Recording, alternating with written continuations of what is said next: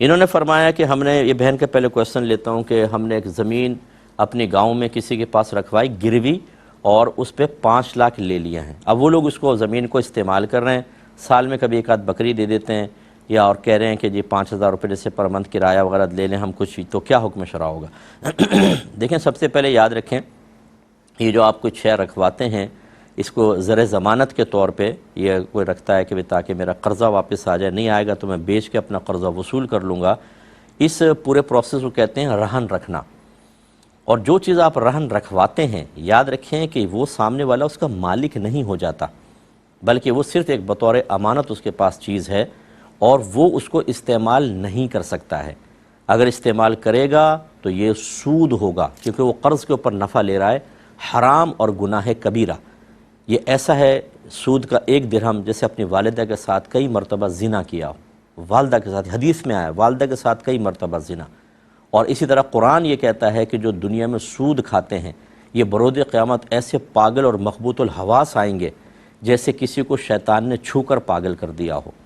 اس سے پتہ چلا کہ بعض جنات ایسے ہیں کہ چھو کر انسان کو پاگل بھی کر سکتے ہیں۔ اس طرح پاگلوں کی حالت میں، یعنی مخبوط الحواس سے آئے گا انسان، اور لوگ دیکھ کر کہیں گے یہ پاگل سا کیوں ہو گیا، پتہ چلے گا جی سود کھا کر آئیں۔ اس لیے اچھی طرح یاد رکھیں کہ مثلاً آپ نے کسی کی موٹر سائیکل رکھ لی کہ بھئی پیسے دو گے پھر میں دے دیتا ہوں، موٹر سائیکل یوز نہیں کر سکتے ہیں۔ مکان لے لیا، اس میں نہیں رہ سکتے ہیں، بند رکھا جائے گا، جب وہ دیں گے تو واپس کریں گے۔ یہ آپ کر سکتے ہیں، یا یہ وہ کر سکتے ہیں کہ وہ اس زمین کو استعمال کریں، ایگریمنٹ یہ ہو کہ جتنا اس کی آمدنی آتی رہے گی اس سے ہم آپ کا قرضہ مائنس کرتے رہیں گے۔ مثال کے طور پہ 5 لاکھ قرضہ دیا ہے، وہ اس کو استعمال کریں، جتنی اس کی آمدنی آئے، 1 لاکھ جیسے آئی فرض کر لیں تو 1 لاکھ کم ہو گیا، پھر اور آئی سر، جب 5 لاکھ پورے ہو جائیں وہ وصول کر لیا، زمین واپس کر دیں۔ لیکن ابھی جو یہ کر رہے ہیں کہ زمین استعمال کر رہے ہیں، نفع اچھا خاصا لے رہے ہیں، ایک آدھ بکری آپ کو پکڑا دی، کیوں پکڑا دی بکری، کس وجہ سے، یہ کس چیز کا عوض ہے، تو وہ اس کو استعمال نہیں کر سکتے ہیں۔ یاد رکھیں، اگر تو پہلے ہی یہ طے کر لیا ہو ہم لیں گے اور استعمال کریں گے، گناہ کبیرہ سود۔ اگر کہا نہیں ہے لیکن آپ کے علاقوں میں معروف ہے، جو رکھتا ہے زمین کو استعمال کرتا ہے، تو المعروف کالمشروط کے تحت، کہ جو عرف میں رائج ہوتا ہے وہ ایسے ہی ہے جیسے شرط ٹھہرا لیا ہو، اس میں بھی سود بنے گا۔ تیسری ایک صورت ہو سکتی ہے کہ کوئی چیز رکھے اور کہے کہ بالکل میں اس پہ نفع نہیں لوں گا، اور آپ اس کو رکھیں، بعد میں آپ کو دے دوں گا۔ اس کو پھر اگر فرض کر لینا عرف میں ہے نہ کچھ، اور رکھوانے والا کہے چلو تم اس مکان میں رہ بھی لو، کوئی بات نہیں یار، میں بعد میں لے لوں گا، یہ پھر اس کی اجازت ہو سکتی ہے۔ لیکن عمومی طور پہ ایسا نہیں ہوتا، یہ تو مشروط ہوتا ہے، یہ المعروف کالمشروط کے تحت ہوتا ہے۔ دونوں صورتوں میں قرض کے اوپر نفع لینا ہوگا، اور یہ سود اور گناہ کبیرہ ہے۔ آپ بھی گناہ گار ہوئے، وہ بھی گناہ گار، فوراً سے پیشتر پیسہ واپس دے کر ان سے لیں، اور اگر جب تک آپ نہیں لے رہے، آپ کو اس پہ پروفٹ وغیرہ نہ لیں، اور ان کو کہیں کہ بھئی تمہارے لیے حرام اور گناہ کبیرہ ہے اس کو استعمال کرنا۔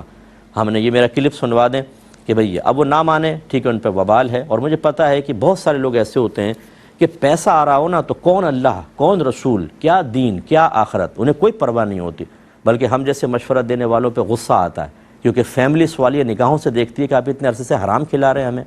تو انہیں وہ گلٹ فیل کرتے ہیں۔ بہترین طریقہ یہ ہے کہ اپنی غلطی تسلیم نہ کرو، تمام دینداروں کو گالیاں بکو،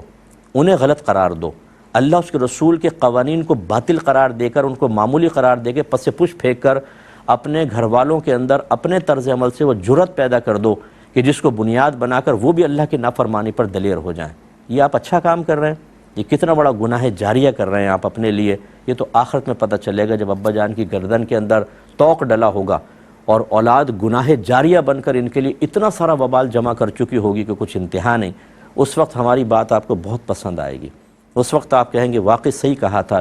علماء کرام نے۔ ابھی تو آپ کو غصہ آتا ہے کہ جہاں چند ٹکے کا نقصان وہاں غصہ آنا شروع ہوتا ہے۔ یعنی کتنی ہماری بہنیں ایسے کہتی ہیں کہ ہم نے آپ کی بات اپنے شوہر کو بتائی تو گالیاں بکنا شروع ہو گئے، وہ مفتیان کرام کو گالیاں بکنا شروع ہو گئے۔ یہ ہر ایک باہر والا ایسا نہیں ہوتا، لیکن باہر رہ کر ایک ایسا تکبر دل میں پیدا ہو جاتا ہے کہ تمام دنیا معمولی ہے، پاکستان، ہندوستان، بنگلہ دیش، سری لنکا میں رہنے والے تو سب کے سب ایسے ہی حقیر معمولی، ہم ہیں اعلیٰ لوگ کے، یو ایس اے میں پہنچ گئے، یو کے میں پہنچ گئے، جرمنی، اٹلی، سوئٹزرلینڈ کے اندر، اب میدان معاشر میں پہنچیں گے، یہ پاسپورٹ دکھائیں گے، ہمیں سب سے پہلے کیو میں لگایا جائے گا، سب سے پہلے جنت میں ڈالا جائے گا۔ نو، کس نے کہا آپ سے؟ اس میں زیادہ گرفت ہوگی۔ وہ چونکہ ان کے پاس فراوانی ہے نعمتوں کی، وہ عمومی طور پہ شریعت کو اپنی عقل کے دائرے میں رکھ کر یا عقل پہ پرکھ کر پھر دیکھتے ہیں عمل کرنا بھی ہے کہ نہیں کرنا، مجھے بات سمجھ میں آ رہی ہے کہ نہیں آ رہی؟ کہتے ہیں مجھے سمجھ میں نہیں آ رہی، پتہ نہیں کیا کہہ رہے ہیں مولوی حضرات۔ یعنی آپ کون ہیں؟ کیسے آپ نے یہ فیصلہ کیا کہ آپ کو سمجھ میں آئے تو اللہ رسول کا دین آپ قبول کریں گے ورنہ نہیں؟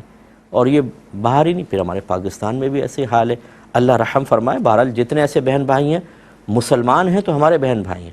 ہمیں ان کی پرواہ کرنی ہے، ہمیں ان کے شیطان کے چنگل سے نکال کر انہیں جنت کے راستے پہ لگانا ہے، کیونکہ میرے آقا صلی اللہ علیہ وسلم کا قلب انور میدان محشر میں رنجیدہ ہوگا، اپنے امتیوں کو دیکھیں گے جب سرکار کے وہ جہنم میں جا رہے ہیں، وہ خوش نہیں ہوں گے،